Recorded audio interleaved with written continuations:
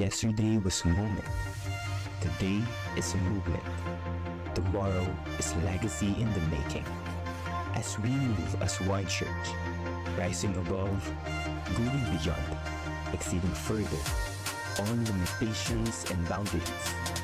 Our journey continues, a relentless pursuit of shaping the next generation.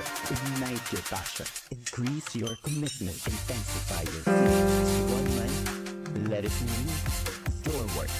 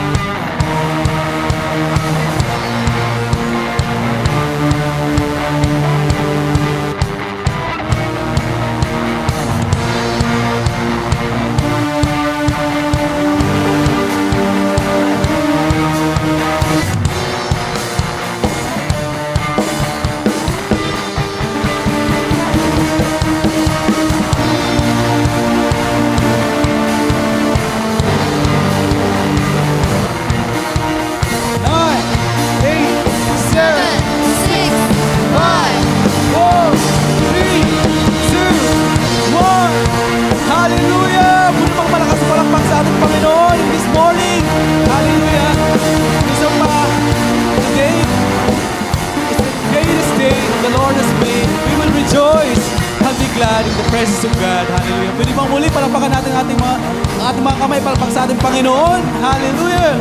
Woo!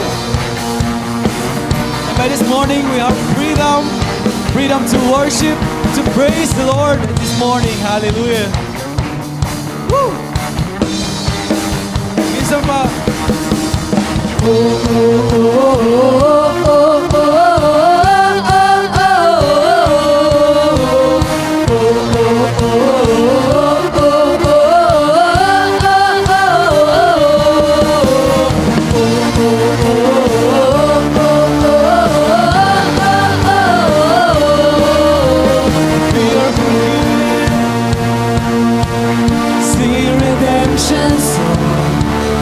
A fire that burns inside, a fire that burns inside. Nothing can stop us when we're running through the night. There's a fire that burns inside, a fire that burns inside. We are the freedom generation, singing of verses. You are the one. You are the one to set us all in motion. Yours is the glory. There's a fire in our hearts and it burns for you. It's never gonna fade away. We are the free. We are the free. Yours is the glory. Oh, oh, oh, oh, oh,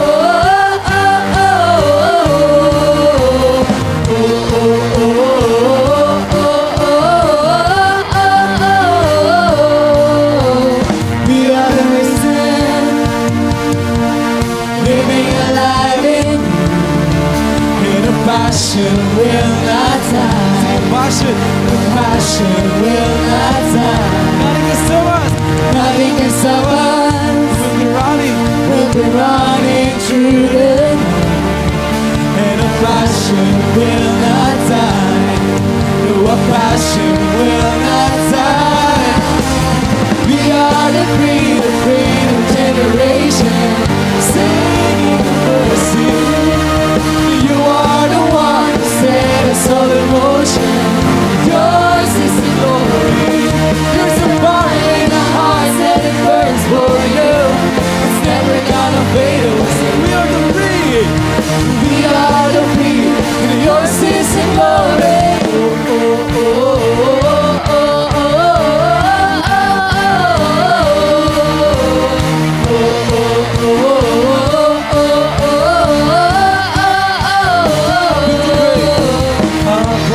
Grave you rose again. Out from the grave you rose and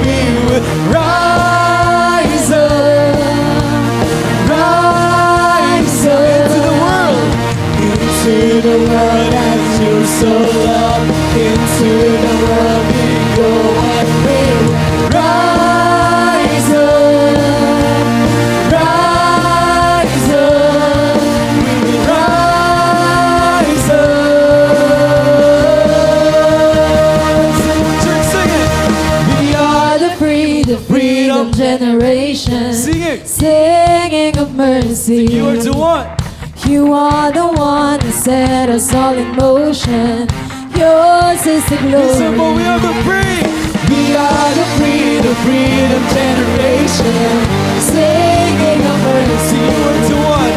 You are the one that set us all in motion. Yours is the glory. There's a fire in our hearts and it burns for you. It's never gonna fade away. It's a fire. There's a fire in our hearts and it burns for you. It's never gonna fade away. We are the free, and yours is the glory. Oh, oh, oh, oh, oh, oh, oh, oh. Yours is the glory. Yours is the glory.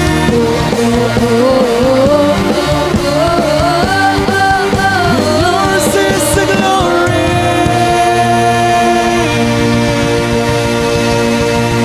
Hallelujah. Amen. Woo. Yes, Lord. We are a people, Panginoon. Worship you today. Hallelujah. Yes, Lord.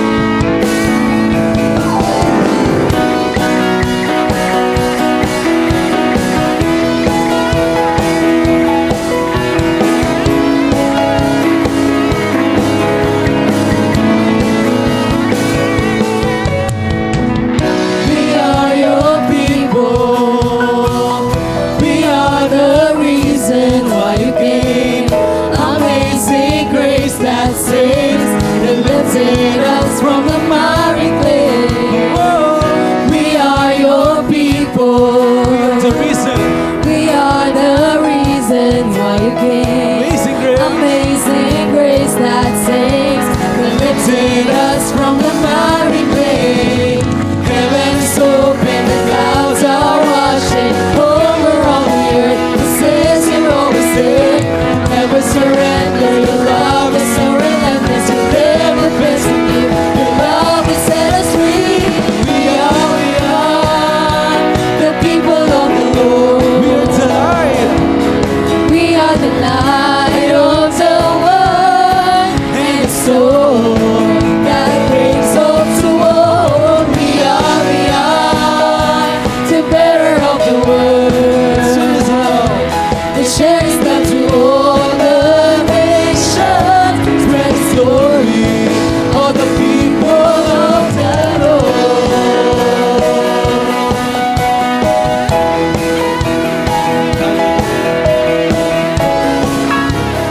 Listen, while we are your people.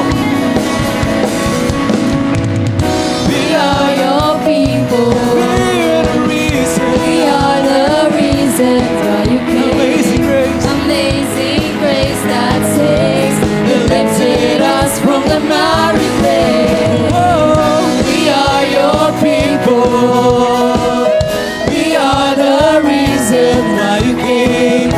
Amazing grace that saves, that lifted us from the miry clay. Heaven is open, the clouds are washing over all the earth. It says you're always there. Never surrender. Your love is so relentless. You never best to give. Your love will set us free. We are the people of the Lord. We are the light. We are the light of the world, and the soul that brings hope to all. We are the bearer of the word. Cheers, Lord. It shares now to all the nations. Spread the story of the people of the Lord. Minsan pa, pwede pagpalakpak ating mga kamay. Hallelujah. and declare that we are God's people and His favor is here. Hallelujah. And 1, 2, come on. We are God's people. We have God's favor. Sing it one more time, come on. We are God's people. We have your favor. We have God's favor. We are God's people. We are victorious.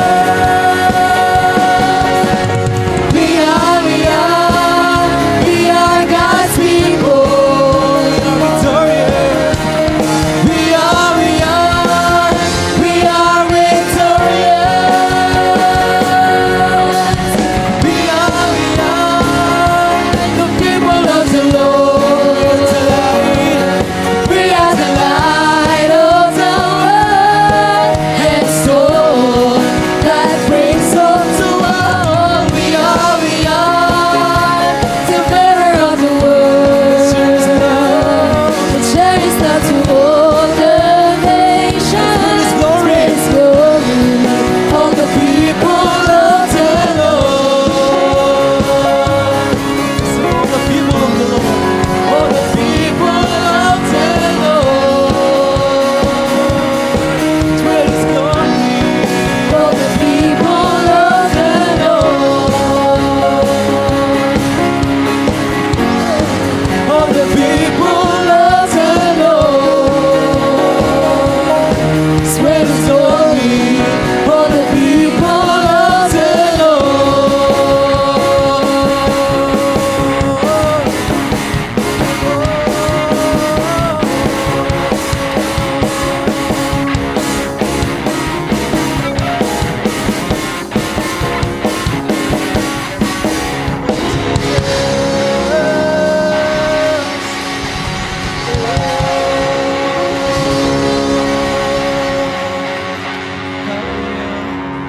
Pwede bang isang malakas na palakpak para sa ating Panginoon? Amen! Hallelujah! You heard that, Lord?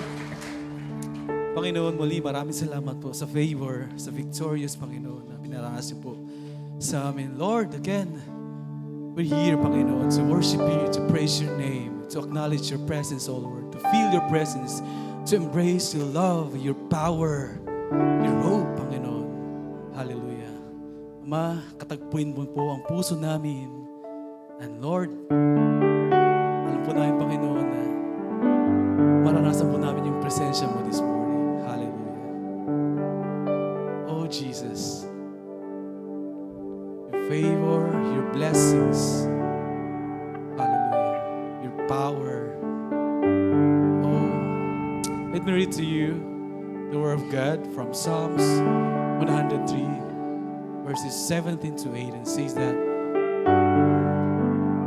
from everlasting to everlasting, the Lord's love is with those who fear Him, and His righteousness with their children's children, with those who keep His covenant and remember to obey His precept. Amen. Hallelujah. His love, His mercy, His glory. Hallelujah. And your blessings, O Lord, continues upon children to children, O Lord. Hallelujah. Ma, you're glorious. Oh, Jesus. Oh,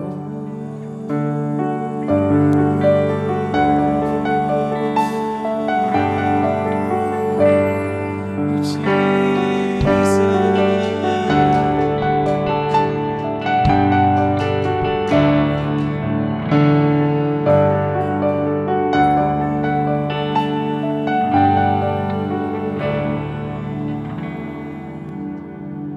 There's a beauty in the ashes, so I choose to burn in worship to the world only drown, you whisper in the silence. I surrender and bring to you.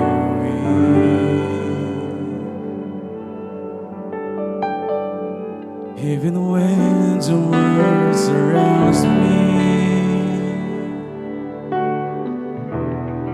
with this fate of fight and worship,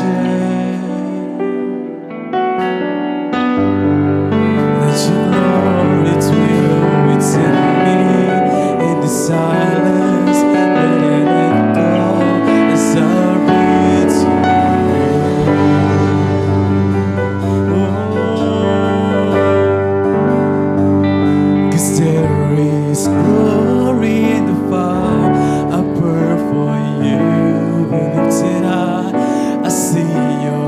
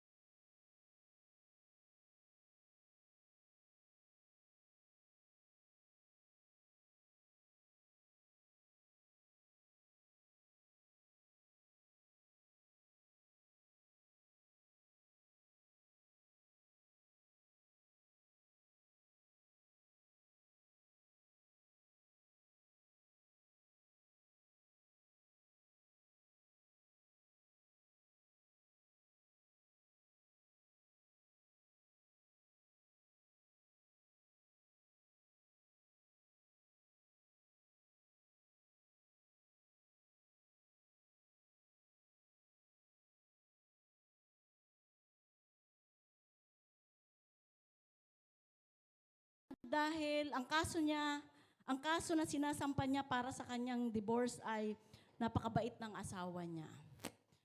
Napakamaalalahanin. Pangalawa, medyo tumaba daw siya. Yun ang malaki problema. Kasi wala na raw ginawa kundi magluto ng magluto. Pag nagugutom siya, pakakainin siya. Meron bang ganyan ditong asawa? Ay, may asawa bang ganyan? Yung problema dahil napakabait, problema dahil great provider, problema ba yun mga kapatid? Buti na lang hindi ako naging Amerikana. Kung hindi, buti na lang naging Pilipina ako. Palakpakan nga po muna natin si Lord. So, yan po ay may kaugnayan sa pag-uusapan natin ngayon. Sapagkat mayroon pong istorya sa Biblia na kabaligtaran sa ganyang kaso. So, buksan po natin ang ating mga Bible sa aklat ng Deuteronomy chapter 8, verse 1 hanggang 9. Tayo pong lahat ay tumayo para sa paggalang sa salita ng ating Panginoon. Be careful to observe every command that I'm instructing you today, in order that you may live, increase, and enter and take possessions of the land that the Lord promised by an oath to your ancestors. Remember how the Lord your God led you all the way these 40 years in the desert, to humble and test you in order to make known what was in your heart, whether or not you would keep His commands. He humbled you, causing you to be hungry, yet He fed you with manna that neither you nor your ancestors had known, in order to teach you that human beings are not to live by food alone. Instead, human beings are to live by every word that proceeds from the mouth of the Lord. The clothes you wore did not wear out, nor did your feet blister during these 40 years. Be convinced in your heart that as a father disciplines his son, so the Lord your God disciplines you. Observe the commands of the Lord your God by walking in His ways and by fearing Him. Because the Lord your God is bringing you to a good land, a land with rivers and deep springs flowing to the valleys and hills. It's a land filled with wheat, barley, vines, fig trees, and pomegranates. It's a land filled with olive oil.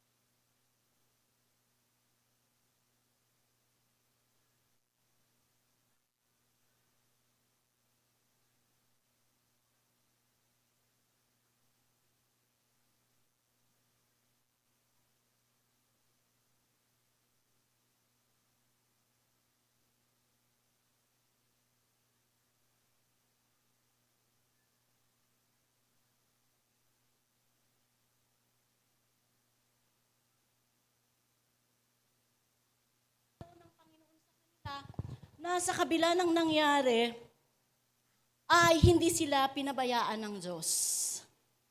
So, sino po ba ang mga Israelitang ito? May nakalagay kasi doon sa verse 1 na ating binasa na may pangako sa kanila ang Panginoon. Simula pa sa kanilang mga ancestors o kaninunuan. Ang mga Israelita po ito po ay galing sa lahi ni Jacob. Si Jacob po, nung kapanahunang hindi pa siya nakikipagbuno sa anghel ng Diyos sa lugar ng Peniel, ang tawag po sa kanya ay Jacob, ang pangalan po niya. Sino po nakakaalala kay Jacob? Ang kapatid po niya ay sino po siya? Sinasabi nila na mahina. Siya ay Christian sapagkat pinagpalit niya ang kanyang birthright sa mangkok ng pagkain. So, ang kapatid po na si Jacob, ito po to. Nung siya ay naglalakbay at kinausap siya ng anghel ng Diyos, siya po ay nakipagbuno. May hiningi siya. Hindi siya pumayag na hindi makaalis sa lugar na yon hanggat hindi ginagrant ng Panginoon ang kanyang kahilingan. At pagkatapos po nun, nabalian siya sa kanyang tadyang at tinawag po siya, sabi ng Panginoon, simula ngayon, ang ang pangalan mo ay hindi na Jacob, kundi Israel. So si Jacob po naging Israel at ito po ang kanyang lahi. Ang mga lahi ng mga matitigas ang ulo. Katukin mo nga yung katabi mo. Nasasaktan ba? So nasasaktan. So yan po ang istorya nila. So kasama po sila sa 12 tribes at ang lahi po nila, galing po sila sa lahi ni Jacob. At ang kanila pong kaninunuan ay si Abraham. So sa kabila ng ganong mga pangyayari sa kanilang buhay, ay sa kabila ng kanilang mga katigasan ng ulo, pero pinakita pa rin ng Panginoon ang kanyang compassion sa lahat ng kanyang mga niligtas sa kamay ng mga Ehipto. How does God demonstrate His love and compassion sa mga taong ito? So, number 1, God demonstrates His love and compassion by knocking us through tests. Madalas tinatakasan natin tong pagsubok. Madalas, konting kurot lang, takot na takot tayo. Di po ba? So, ano nangyari sa kanila? Balikan po natin ang verse 1. Ang sabi, ang paalala sa kanila, alalahanin ninyo ang ginawa ng inyong mga kababayan. Ginawa ninyo nung kapanahunan na ang Diyos ay sinasamahan tayo. Ang ibig lang pong sabihin nito ay maging mapagpasalamat tayo at hindi kalimutan natin ang salitang walang utang na loob. Sabihin mo nga sa katabi mo, walang utang na loob. Hindi ikaw yun. Pinasasabi ko lang po, walang utang na loob. Hindi po ikaw yun. So mga kapatid, ganito po ang problema ng mga Israelita, mga walang utang na loob. Sabi nga nila, pinakain mo na sa kamay mo, kinagat pa pati daliri mo. Kulang pa daliri hanggang braso. So, sabi po dito, He humbled you, causing you to be hungry. Pero, pinabayaan ba sila ng Panginoon? Hindi po sila pinabayaan ng Panginoon. Ang sabi doon, yet He fed you with manna that neither you nor your ancestors had known. Grabe, napakapalad naman ng mga taong ito. Sa kabila ng katigasan ng kanilang ulo, reklamo sila ng reklamo, pero ang compassion ng Panginoon, ng kamay ng Diyos, kahit kailan ay hindi lumayo sa kanila. Naranasan na po ba natin yon? Na kahit minsan nanlalamig tayo, pero ang kamay ng Diyos ay patuloy na sumusunod sa atin. Naranasan po ba natin yon? In return, ano po yung ginagawa natin? Yun po yung gustong ipaalala ni Moses sa kanyang mga kalahi. Na sa kabila ng kanilang katigasan ng ulo, sabi doon, hindi sila pinabayaan ng Diyos. Nagutom sila kasi kailangan nila nang dumaan sa test.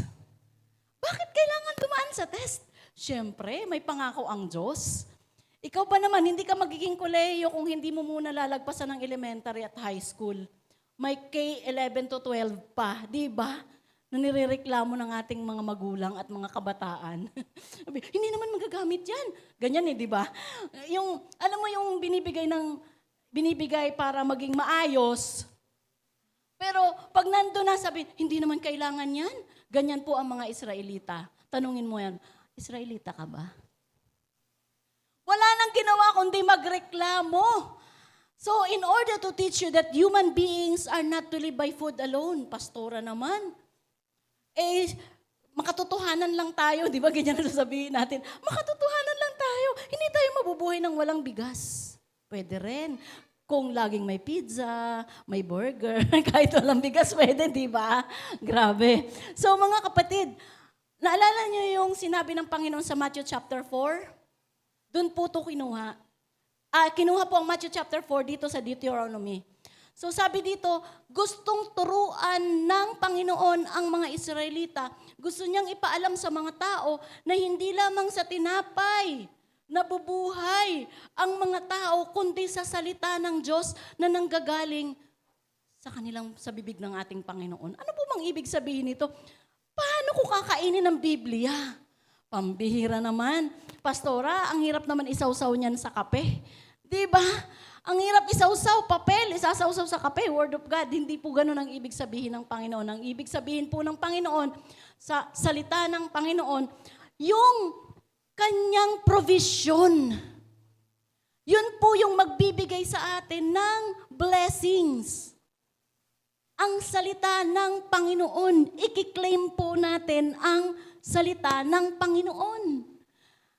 Yun po yun. Pag sa tingin mo, wala kang ganito, wala kang ganon, ay pambihira, ang dami pong pangako ng Panginoon. Di po ba? Alam po natin yan. Doon sa mga mentor natin, sa mga mentees natin, lahat ng nagsi-C2S, nagsi-C2S po tayo, lagi pong pinapaalala sa atin ang kabutihan ng Panginoon, ang provision ng Lord sa atin. Yun po yung ibig sabihin ng Lord, na pinapaalala dito na hindi lamang sa tinapay nabubuhay. Bakit? Mas marami po kasi tayong mas gusto natin pansinin ang material na bagay kaysa sa spiritual na bagay. Yun po yung pinapaalala sa atin. At pinapaalala ni Moses, ganun din po sa atin mga kapatid. The clothes you wore did not wear out, nor did your blister during these 40 years. Isipin niyo po, masyado tayong mainipin. Di ba? Pag ang damit natin ay 1 month na, sabihin mo, wala na akong damit. Tambak-tambak na yung damit, no? Alam mo ba sila, 40 years, hindi sila nagpapalit ng damit at sapatos? At hindi raw nasisira. Ganyan kabuti ang Panginoon sa kanila sapagkat sila ay pinili, tinawag. Tanungin mo yung katabi mo, tinawag ka ba at pinili ka ba? Ay anong nirereklamo mo dyan? Mainit, no? So may ganun eh. Mainit, no? So, mga kapatid. So, tignan po natin kung bakit ganun nagreklamo ang mga Israelita sa Panginoon. Pinakita po dito yung nilakbay nila. For 40 years. Ang sabi doon sa history, ang nilakbay po nila ay 1,500 miles. So, hinanap ko po sa Google, paano po ba ita-translate ito sa kilometers? So, ang lumabas ay 2,414.16 kilometers ang kanilang nilakbay. Sa loob ng 40 years, napakaigsi ng lugar, pero umabot sila ng 40 years. Bakit? Bakit dumating sa punto na ganun kahaba yung panahon, samantalang kung titignan mo, kung maglalakbay ka from Mindanao to Norte, kulang pa tong kilometers na to, di ba? Subukan kaya nating maglakad galing Mindanao hanggang Isabela. Kung kukumputin natin, ilang kilometro kaya yon mga kapatid? Siguro hindi naman aabot ng 1 taon ng paglalakad dyan, ano? Tapos may langoy pang kasama. May mga dagat, no? So, hindi naman siguro aabot. Pero sila paikot-ikot lang. At tinignan ko yung mapa. Nagkaligaw-ligaw pala sila. May numbering po yan. Medyo malabo lang. Kung saan sila nag-umpisa. Tapos pagdating sa number 5, ano na pala doon? Parang end na. Tapos bumalik na naman sila. Parang pinaikot-ikot sila. Minsan ganyan ang buhay natin. Pwede namang dumiretso, paikot-ikot pa, kaya ang tagal nating nakukuha ang blessing ni Lord. Bakit? Kasi reklamador tayo eh. Imbis na mag-isip ng tama, nawawala. No? Nawawala sa hulog kasi sa dami ng reklamo. Imbis na humingi sa Lord, nagrereklamo. Tama po ba? O may tama ka? So, di ba? So, naglakbay sila. At, syempre, isipin po natin kung gaano kalayo yung nilalakbay nila sa loob ng 40 years. May mga kasama po silang bata, matanda, babae at lalaki. At tinignan ko yung census nila. Yung paglalakbay nila ay, sa unang census nila ay 603,550. Pangalawang census, 603,550. So, pagdating nila sa third census nila, 601, nagkulang na po sila ng 1,800 plus. Sa haba ng paglalakbay nila, nagkandamatay na yung iba sa kanila, doon na tumanda, nagkandamatay na. At hindi lang po talaga ito ang namatay kung tutuusin. Baka kaya ganito ang census nila, ay dahil, siyempre nagkaanak na yan, 40 years. Siyempre pag naglilihi pa lang yung asawa mo, naglakbay na kayo. Pagdating mo dun sa pinakadulo, sa Kanaan, malamang 40 years old na yun, ang tanda na. So, malamang nadagdagan, pero nagkulang pa din. Kasi alam naman po natin na habang naglalakbay sila dahil sa katigasan ng kanilang mga ulo, ay pinatuka sila sa ahas, nabiyak ang lupa at kinain sila. Di ba? Nagkalason-lason sila dahil sa katigasan ng kanilang mga ulo. Mga kapatid, nakakatakot palang maging matigas ang ulo, no? Kung hindi ka ipakain sa lupa, patuka sa ahas. Tama bang tuka ang sabi ko? Pinakagat pala, sorry. Manok pala yung tuka. Ba't napunta dun si manok? Di ba? So mga kapatid, so yan lang ang gustong ipaalala sa kanila ni Moses. Na kung susunod tayo sa Panginoon, walang ganong aberya. Yung 40 years na paglalakbay sa loob ng 2,000 plus kilometers, hindi naman ganon 40 years yun. Kaya lang, ginawa ng Panginoon yun kasi hindi nagkakanda-tuto. Tama ba? Hindi tayo nagkakanda-tuto kaagad. Kaya humahaba. Yung agony natin, humahaba. Pwede namang tapusin. Ba't hindi pa tapusin? Tama ba doon? Hindi pa ako nagagalit, ha? So, may ganun. So, ito po ang sabi sa Numbers 11:13, at Tabera, meaning burning, the people complain and the Lord sends a fire which destroys part of the camp. Ganyan yung mga nangyayari sa kanila. And then, the Israelites grumble again about the lack of meat. Ito nakakatawa, no? God hears their complaint and the flock of quails is blown in from the sea. Mga kapatid, parang yung napanood natin kanina sa introduction. Kung kailan sila pinagpala at saka sila nagreklamo. Tama ba? Ang ibig sabihin, likas sa tao ang hindi nasisiyahan. So, kailan ka huling nasiyahan? Kailan tayo huling nasiyahan? Baka ang tagal na, no? Nung niregaluhan ka ng house and lot ng asawa mo, baka kailangan regaluhan ulit. So, mga kapatid, ganun ang nangyari sa kanila. Kung kailan sila pinaulanan ng pagkain, tsaka pa sila nagreklamo. At ang sarap na nung pagkain na pinadala sa kanila, galing sa langit. Anong sabi nila? Sana ibalik mo na lang kami sa Ehipto. Mayroong sibuyas doon, may kamatis, in short, mayroon pong bahay kubo. Kumpleto ng gulay. Grabe, nung ganyan tayo, kung ano nasa harapan natin, hindi tayo nasisiyahan. Ang hinahanap natin na wala. Totoo naman. Sinong hahanapin? Ang wala. Di ba? Kasi nandiyan hahanapin mo pa. Pero mga kapatid, joke lang ha. Pero ang totoo, ganyan tayo, di ba? Tapikin mo yung katabi mo. Ganyan tayo eh. The Lord sends an epidemic on those who crave other foods.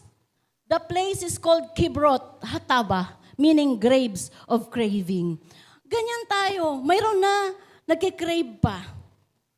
So, hindi masama mag-crave kung wala tayong naagrabyado. Yun lang po yun. Pastora, hindi ba masama bang mag-crave? Hindi. Walang problema doon kung kaya mo at wala kang inaagrabyadong tao. Pero kung nakakaagrabyado ka na, tigilan mo yung cravings mo. Di ba? Tigil-tigilan natin yan. They move on and reach Hazeroth. Miriam, Moses' sister, criticizes Moses and her skin becomes leprous. Ito pa. Di natapos na doon. Makakakita na naman tayo ng ibang mga bagay na gusto nating imarites. Di ba? Ganyan tayo eh. May mga tao na hindi masaya pag walang nachichismis. Diba? So, alam nyo, lahat ng ikikriticize natin sa ating mga kapatid, babalik din po sa atin yan. Pero ang compassion ng Panginoon, pinakita lang dito na kahit anong circumstances ng buhay natin, kapag ang kamay ng Diyos ay kasama natin, may solusyon po ang lahat ng bagay. Amen po ba doon? So si Miriam, lumapit si Moses sa Panginoon, hiningi ang kagalingan ng kanyang ate, pinagaling ng Lord. Hallelujah. So, tinitest ng Panginoon kung ano ang ating mga nasa puso. The test is badly needed because gustong malaman ng Panginoon ang loyalty natin sa Kanya. Nasaan na po, sa 10 out of 10, nasaan na po ang faith natin ngayon sa Panginoon? Sana kasing init ng init ngayon. 50, ilang degrees na po tayo ngayon?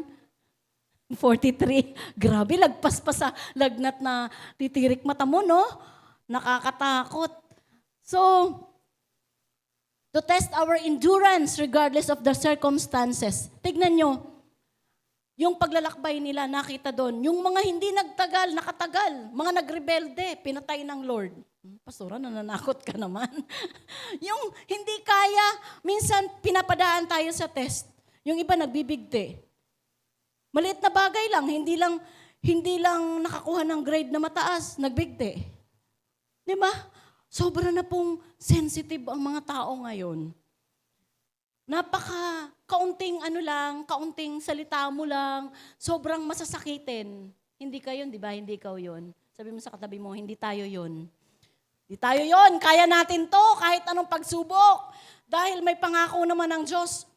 To test our gratefulness to God, our gratitude to God.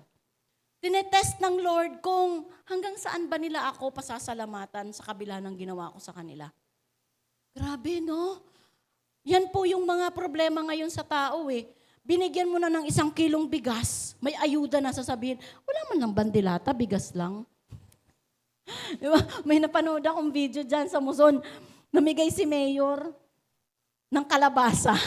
Alam ko, yung mga senior dito, namigay si Mayor ng kalabasa. May kasama pang, tawag doon, cubes. Tapos may gata ba? May gata. Tingnan mo, alam ni Joshua. Kalabasa na gawa raw dito, tanim ng muson. Tapos may gata, may dilata. Pangsahog ba? Sabi nung iba, Mayor, bakit naman wala ang bigas? Ay, pambihira, no? Binigyan na nga ng ulam, gusto pa ng bigas. Talaga ang lahi talaga ng Israel kahit kailan hindi namamatay. Sabihin mo sa katabi mo, Israelita ka ba? So, alam nyo mga kapatid, ganyan tayong mga tao. Aminin. Mahirap kasi basta ipagkatiwala ang pagpapala nang hindi natin pinapadaan sa testing. Baka masayang lang ang blessing. Bakit? May pangako ang Diyos, di ba? Kaya pinapadaan sila sa ganon. Okay, next. Number 2. God demonstrates His love and compassion by disciplining us. So, dinidisiplina. Ang sabi dito sa verse 5, be convinced in your heart that as a father disciplines his son, so the Lord your God disciplines you. Observe the commands of the Lord your God by walking in His ways and by fearing Him. Lumakad sa kanyang kalooban at magkaroon ng takot sa Diyos. Mga kapatid, yun ang naging problema kasi ng mga Israelita nung araw. Bakit kailangang disiplinahin sila? Kasi syempre, hindi pa nga natin naiisip. Alam na ng Diyos ang mga nasa isip natin. So, mayroon din kasi silang talagang dahil sa katigasan ng ulo, syempre pag matigas ang ulo natin, magre-rebelde na tayo. Ayaw natin ng pinagsasabihan tayo. Di ba? Kaya sabi ng Panginoon, sabi ni Moses sa kanila, alalahanin ninyo na, ang sabi ng Panginoon, alalahanin ninyo na kapag dinidisiplina kayo, kayo ay tunay na anak. So, sabi dito, bakit kailangan badly needed talaga ang discipline? Kinuha ko po ito sa Galatians 5:17. Kasi ganito po ang nature ng tao. For what our human nature wants is opposed to what the Spirit wants. And what the Spirit wants is opposed to what our human nature wants. Di ba? These are two enemies. And this means that you cannot do what you want to do. If the Spirit leads you, then you are not subject to the law. Bakit daw mayroong batas? Kasi mayroong mga pasaway. Kung hindi tayo pasaway, hindi tayo sakop ng batas.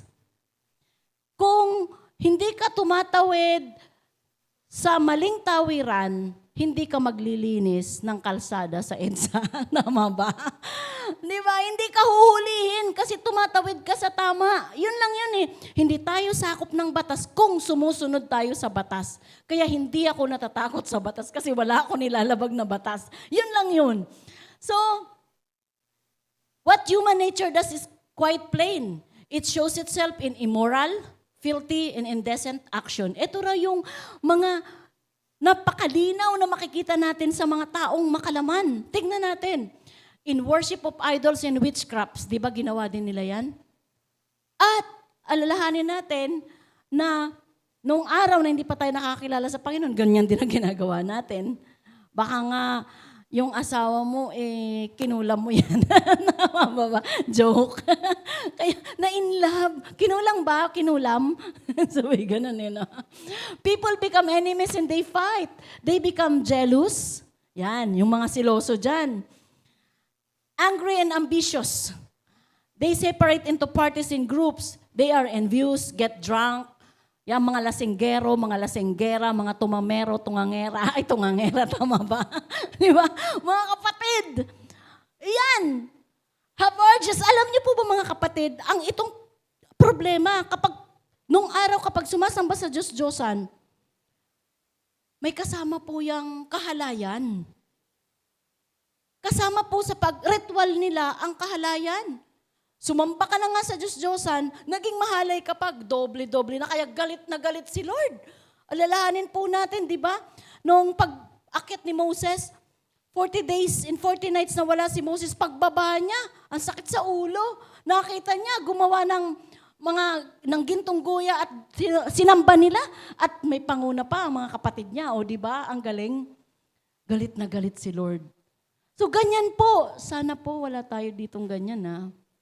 And do other things like this. I warn you now, as I have before, those who do these things will not possess the kingdom of God. Bakit kailangan disiplinahin? Kasi ito po yung problema noon at ngayon. At hanggang sa kasalukuyan. Sabi nga, ang kasalanan ay paulit-ulit lang, nag-iiba lang siya ng mukha. Kaya dapat ang mga anak ng Diyos, may wisdom. May wisdom. Sabihin mo nga sa katabi mo, may wisdom. Kasi paulit-ulit lang po ang kasalanan. Paulit-ulit lang yan. Ibang mukha lang. Hindi yan. Hindi yung mukha na yan. Hindi yung kasalanan. Pagpapala ng Panginoon yan. Amen? So, ito po ang nangyari sa mga Israelita. Kabilin-bilinan sa kanila na wag silang sasamba sa Diyos-Diyosan. Pero talaga naman, gumawa pa. So, alam nyo na, napakasakit sa Panginoon yan. Ang sabi niya kasi, ako lang ang iisang Diyos na inyong sasambahin. Aba, gumawa lang, hindi dalawa, hindi tatlo, kundi napakarami. Mayroong small, medium, and large. May extra large pa nga. Diba? Nilalagay pa sa bundok yung nakatunghay na ganun sa bayan nila.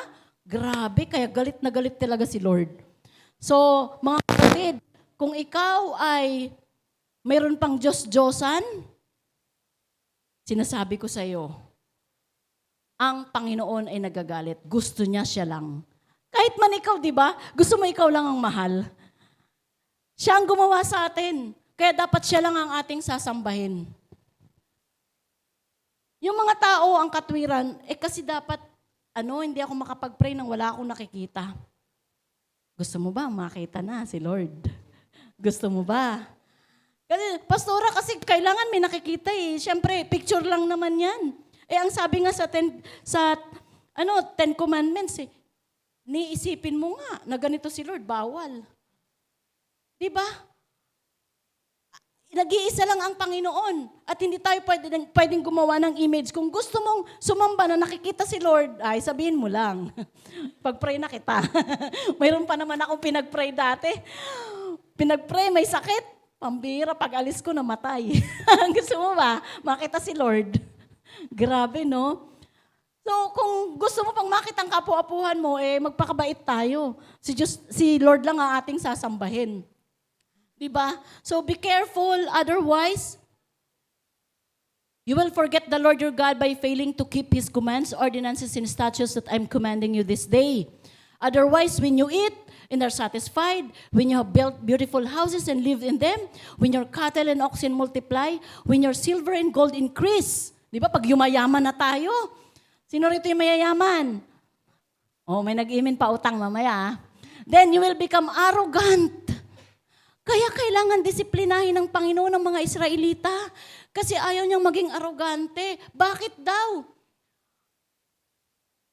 You'll neglect the Lord your God who brought you out of the land of Egypt from the house of slavery and who led you through the vast and dangerous desert, that parched land without water, with its poisonous snakes and scorpions. He brought water out of solid rock for you. Alam mo ba parang pinamumukha na sa kanila? Di ba minsan kailangan ipamukha natin sa tao Kung saan kita dinampot, ba't ka ganyan? Parang ganun Saan kayo nang galing? Ba't kung magmalaki ka sa akin, ganyan ka? Di ba parang gusto mo nang gusto mo nang ibalik sa alikabok Parang ganun di ba? So, sabi dito, He brought water out of solid rock for you and fed you in the desert with manna that neither you nor your ancestors had known, to humble and test you so that things go well with you later. Yung pala yun. Kaya pinapadaan tayo ng Panginoon sa mga ganong pangyayari kasi hindi natin nauunawaan ngayon pero banda roon, mauunawaan natin. Diba? Kasi mayroong pangako ang Diyos sa kanila, hindi basta-basta yun. You must say to yourselves, I have become wealthy by my own strength and by my own ability. Sasabihin mo, pag mayaman ka na, ako lang kasi to Wala namang tumulong sa akin, ako lang. Kaya ako nakatawid dito dahil naglakad ako. Diba? Hindi naman kayo Kahit si Lord. Ganon yung nangyari, parang ganon yung pinakita ng mga Israelita sa Panginoon. Anong tawag doon? Utang na loob. Di ba mga kapatid? Pambihira. Pag naaalala natin ang kabutihan ng Panginoon, hindi ka pwedeng magreklamo. Tingnan mo yung sarili mo ngayon. Balikan mo ang nakaraan mo. Sino ka noon at sino ka ngayon? Di ba ang buti ng Panginoon? Nakakaiyak lang talaga ang compassion ng Lord sa atin. Tingnan mo, kung titignan natin noon ang kalagayan natin, ang layo na po sa kalagayan natin ngayon. Kung noon na problema ka araw-araw, Lord, paano yung future? Nang makilala mo ang Diyos, may pangako ang Diyos. Mayroon akong inilaan na mabuting bagay sa inyo. Pero minsan, pag pinapadaan tayo sa disiplina, pinapadaan tayo sa pagsubok, ano sasabihin? Lord, bakit naman ganun? Mabuting tao naman ako. Di ba minsan ganon? Imbis na tingnan natin yung ginawa ng Panginoon sa atin, ang makikita natin yung kakulangan. Ganon po yung nangyari sa mga Israelita. Imbis na maalala nila na naglakad sila sa disyerto, kung tutuusin, wala talagang tubig doon. Pero dahil ayaw ng Panginoon na ang kanyang mga tinawag ay mauhaw, sa gitna ng kabatuhan, nagkaroon ng tubig. Minsan sa buhay natin ganyan, di ba?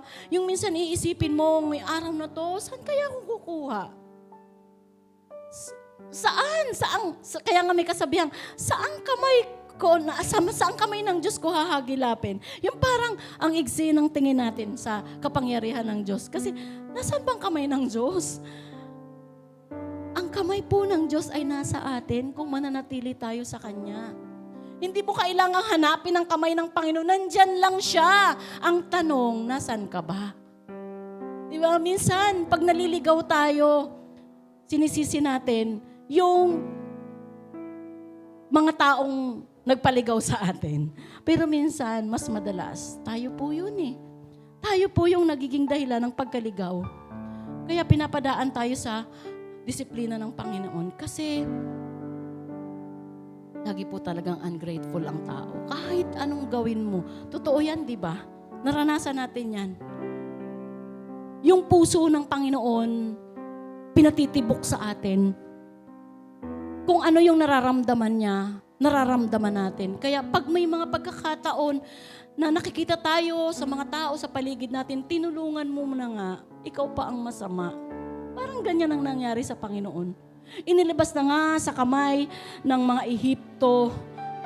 Ehipsyo ang mga Israelita. Pero pagdating sa gitna, papunta na doon, natatanaw na. Nagrereklamo pa. Diba? Mga kapatid, minsan, madalas pala, hindi minsan, nakakalimutan po nating magpasalamat sa Diyos. Sabi rin sa Hebrews chapter 12, you have forgotten the encouragement that is addressed to you as sons. My son, do not think lightly of the Lord's discipline or give up when you are corrected by Him. For the Lord disciplines the one He loves. Ano daw po? Ang mga dinidisiplina ay minamahal. Diba? And He punishes every son He accepts. What you endure disciplines you. God is treating you as sons. Pag ikaw gusto mong tumira sa magulang mo, kailangan talaga makatikim ka ng disiplina. Kumbaga nakikibahay ka lang kahit anak ka. Di ba? Kung gusto mo, magsarili ka na. Tama? Pasensya na po, talagang ako, ganyan po ang patakaran ko sa bahay namin. Kung ayaw mo magpasakop sa akin, go! Pero itong sasabihin ko, pag na-realize mo, nandito lang ako. Is there a son whom his father does not discipline? No. If you are without any discipline in which all sons share, then you are illegitimate and not God's sons. Kaya po, umaalis. Kasi alam nila na hindi sila tunay na anak.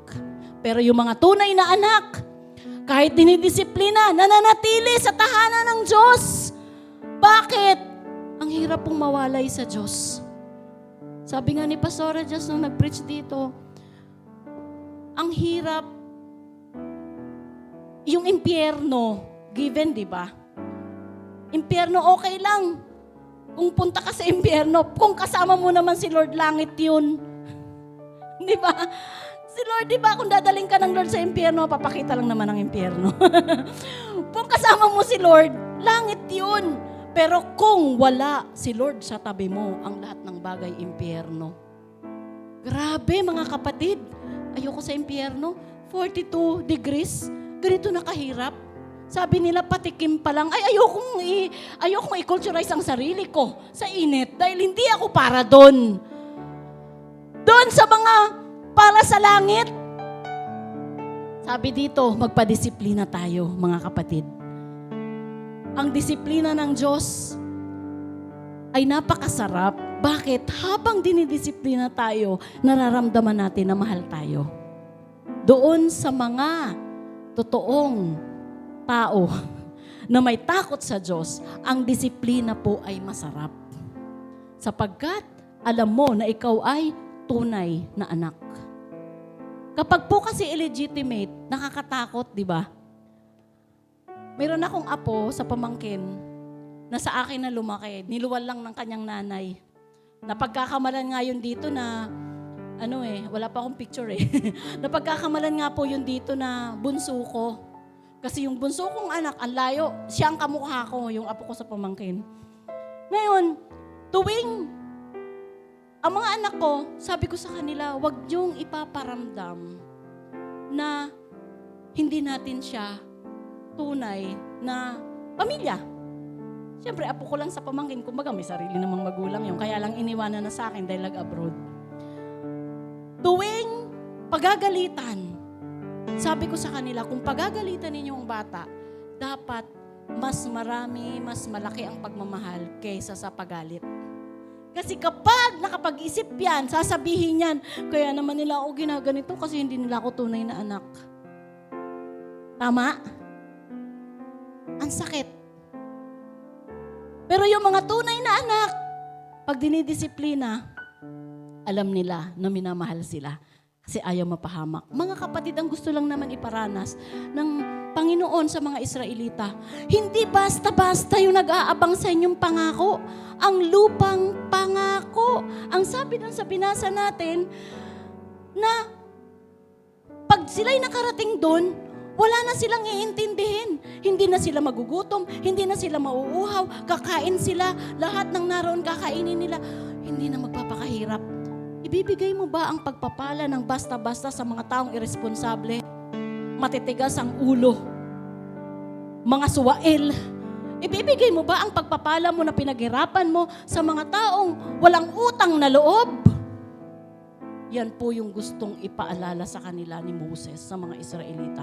Sapagkat ang nakaabang na pagpapala ni Yahweh sa kanila ay milk and honey. Mga kapatid, mayroon pong inilaan ang Panginoon sa atin na hindi basta-basta. Ang sabi ng Biblia, wala pa ngang nakakakita. Na hindi maisip ng tao kung ano ang nakaabang na magandang buhay sa atin. Ang Diyos lang. At kahit ikaw, hindi mo marirealize yung kung gaano kaganda ang pangako ng Diyos. Kung hindi tayo didisiplinahin at hindi tayo padadaanin sa testing, pwede bang pumasok sa langit ang mga walang utang na loob? Pwede bang pumasok sa langit ang mga irresponsable? Malamang hindi. Gusto ng Lord, kasama ka. Gusto ng Lord, kasama ako sa langit. Kaya kailangan nating dumaan sa testing, dumaan sa disiplina. Amin po ba doon? Gusto po ba natin ang pagpapala ng Diyos? Na hindi tayo mauuhaw, na hindi na tayo magugutom. Hallelujah. Yung mga gusto po ng blessing ni Lord, tumayo po. At ipakita po natin sa Lord, Panginoon, gusto ko maranasan ang inilaan mo sa bawat anak ng Diyos. Panginoon, gusto ko pong makita ang magandang bagay na ibinigay mo sa amin, na inihanda mo para sa amin. Gusto ko pong makita kung ngayon wala akong bahay dito sa lupa. May pangako ka, Lord, na mayroon kaming mansion sa langit na inilaan para sa mga anak ng Diyos, sa lahat ng mananampalataya, sa lahat ng nagtitiis, sa lahat ng nag-aantay sa pagdating ng Panginoon. Gusto mo ba yun, magkaroon ng mansion? Hallelujah. Kung dito nagkakandara pa tayo sa maliit na singsing, doon, ginto ang kalsada natin. Gusto mo bang makita yun? Hallelujah. Alalahanin po natin ang kabutihan ng ating Panginoon. Habang po tayo ay sumasamba sa Diyos, ipakita po natin na tayo po ay nagpapasalamat sa Diyos. Ipakita po natin na tayo po ay may mga utang na loob sa lahat ng kabutihan na natanggap natin sa Panginoon. Ang kaligtasan natin, ang pag-ibig niya na nadarama natin, ang paggalingan niya na walang sino mang pwedeng magbigay nito sa lupa, kundi ang Diyos lang. Let us worship the Lord. Ibigay natin ang papuri sa nag-iisang Diyos. Ibigay natin ang papuri sa Diyos. Kung ikaw ay nakaranas ng kabutihan ng Panginoon, ibigay mo yan sa Diyos. Magpuri ka sa Diyos. Hallelujah. Oh, hallelujah. Wonderful Savior, I know for sure all of my days are held in your hands, crafted into your perfect plan. You gently call me into your presence, guiding me by your Holy Spirit. Teach me, dear Lord, to live all of my life to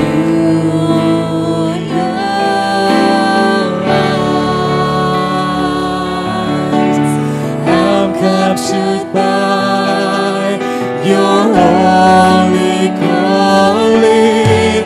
Set me apart.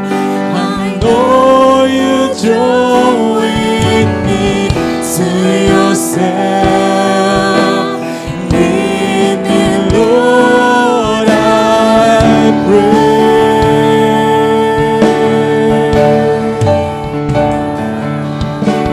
Take me and mold me. Use me, fill me. I give my life to the potter's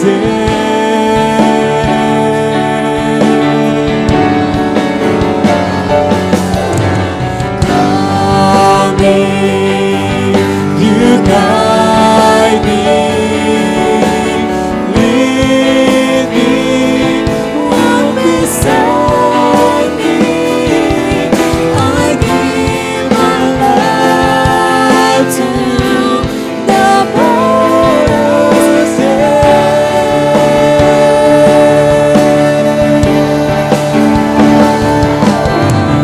Take me, mold me, use me, fill me. I give my life to you. Oh, Jesus. Ngayong umaga po, ang kahilingan po namin, Panginoon, na samahan mo kami. Patuloy mo po kaming bigyan ng mapagpakumbabang puso sa panahon kung kami ay iyong dinidisiplina. Buksan mo po ang aming mga puso na maging malambot ito. At higit sa lahat, Panginoon, mas dumaig ang pagmamahal namin sa iyo, Panginoon, kaysa sa mga sirkumstansya sa aming mga buhay. Nang sa gayon, maging mapagpasalamat kami habang kami ay hinuhubog mo, O Diyos. Maging humble kami, magbigay kami, O Diyos, ng pasasalamat lagi sa iyo sa lahat ng tinatanggap namin. Nang sa gayon, maranasan namin, Panginoon, ang biyaya mo. Hallelujah. O Panginoong Diyos, napakabuti mo po sa amin. Kaya naman, nais naming ibigay sa iyo ang lahat ng pinaka-the best namin na pagpupuri at pagpapasalamat. Lord, nais namin kung ano ang nais mong ipagawa sa amin. Tulungan mo kami, Panginoon, na magawa namin ang lahat ng ito. Hallelujah. Mahalin ka namin ng buong puso, ng buong kaluluwa at pag-iisip. At lagi naming maalala, Panginoon, na kung hindi mo kami dinampot, wala kami sa ganitong kalalagayan. Sa impyerno kami pupulutin, pero dahil sa pagmamahal mo, sa kabila ng mga katigasan ng ulo namin, namatay ka nung panahong kaaway ka namin, Panginoon. Salamat! Salamat, Panginoon. Walang sino mang taong mag-aalay ng buhay para sa isang tao. Pero ikaw, O Lord, sino ba naman kami para mamatay ka? Para magkaroon kami ng buhay na walang hanggan. Lord, maraming salamat. Kaya naman, Panginoon, hindi ka namin ipagpapalit sa anumang bagay. Hindi ka namin ipagpapalit. Ikaw ang nag-iisang Diyos na aming sasambahin. Ikaw ang nag-iisang Diyos na nagmahal sa amin, na aming mamahalin. Ikaw ang nag-iisang Diyos na naglingkod sa amin. Kaya kami ay maglilingkod sa iyo habang kami ay nabubuhay. Oh, hallelujah. Hallelujah. Salamat po ng marami, Panginoon, sa mga oras na ito. Dalangin ko, Panginoon, ang aking mga kapatid na narito. Kung ano man po ang pinagdadaanan nila, nalalaman mo po ang kanilang kaisipan. Ikaw ang higit na nakakaalam para sa aming mga anak mo. Kung anong pinakamabuti para sa amin. Lord, pinagkakatiwala po namin ang buhay namin ngayong umaga sa iyo. Hallelujah. Hallelujah. Hallelujah. We thank you, Lord. We praise you. We honor you. In Jesus' name we pray. Amen. Amen. Hallelujah. Palakpakan natin si Lord. Itaas natin ang ating mga kaloob sa Kanya. Kung ikaw man ay nagbibigay online at physical. Hallelujah. Panginoon, narito po ang aming mga kaloob. Tanda ng pagkilala namin sa lahat ng bagay na aming tinanggap. Kinikilala namin, Panginoon, na maliit o malaki. Ito ay buhat sa iyo. Binabalik namin sa iyo ang aming pagsamba sa pamamagitan ng aming pagbibigay. Sapagkat ang lahat ng bagay, Panginoon, ay galing sa iyo. Wala po kaming tinatangkilik. Ito po ay bahagi lamang ng pagsunod at pagsamba namin bilang pagtupad sa inuutos mo sa amin. Nais namin sa ganitong bagay, maliit o malaki, nais namin kilalanin na ang lahat ng bagay na aming tinatangkilik ay nanggagaling sa aming Diyos na buhay. Pagpalain mo po ang mga kamay na yan, ang kanilang hanap buhay, ang kanilang pinagkukuhanan ng kanilang kabuhayan. Ikaw po ang magpala nito sa mga may kumpanya at sa mga namamasukan. Lord, pagpalain mo po ang mga kumpanya nila, maging ang mga nagtatrabaho. Bigyan mo po kami ng kalakasan. Nang sa gayon, Panginoon, patuloy ka naming mapaglingkuran habang kami ay nabubuhay. Purihin ka, O Diyos, pagpalain mo ang mga kamay na yan. In Jesus' name, Amen. Mga kapatid, itaas natin ang ating kamay sa kalangitan. Ang pagpapala ng Diyos ay sumaatin. Paglabas natin sa simbahang ito, sa sambahang ito, taglayin natin ang kapayapaan, ang pag-ibig ng Diyos, ang pabor ng Diyos, ang kapayapaan ng Diyos, at higit sa lahat, manatili ang kaligtasan sa bawat isa, proteksyon at pagpapala. Sa ngalan ng Ama, ng Anak at ng Espiritu Santo, ang lahat ay magsabi ng Amen! Palakpakan natin si Lord. God bless us all. See you on Sunday. Hallelujah.